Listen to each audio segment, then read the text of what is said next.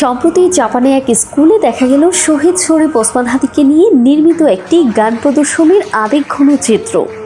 গানটিতে কণ্ঠ দিয়েছেন বাংলাদেশের জনপ্রিয় ইসলামিক কণ্ঠশিল্পী আবু ওবায়দা। ভারতীয় আধিপত্যবাদের বিরুদ্ধে লড়াই করে দুর্বৃত্তদের গুলিতে প্রাণ হারানো এ প্রজন্মের অকুতোভয় বীর হাদির আত্মত্যাগে যেমন পুরো দেশ জেগে উঠেছিল,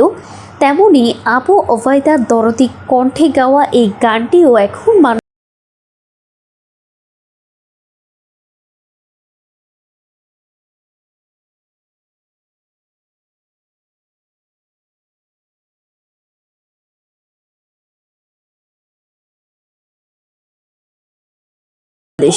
এই স্লোগান আর আবু ওবায়দার গান আজ আর শুধু দেশের গণ্ডিতে সীমাবদ্ধ নেই। শুধু জাপানের এই শ্রেণীকক্ষে ভিনদেশি শিশুদের সামনে কণ্ঠশিল্পী আবু ওবায়দার গাওয়া এই গানটি বাজানোর দৃশ্যই প্রমাণ করে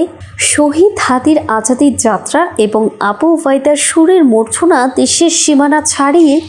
বিশ্ববাসীর কাছেও এক অনন্য অনুপ্রেরণা হিসেবে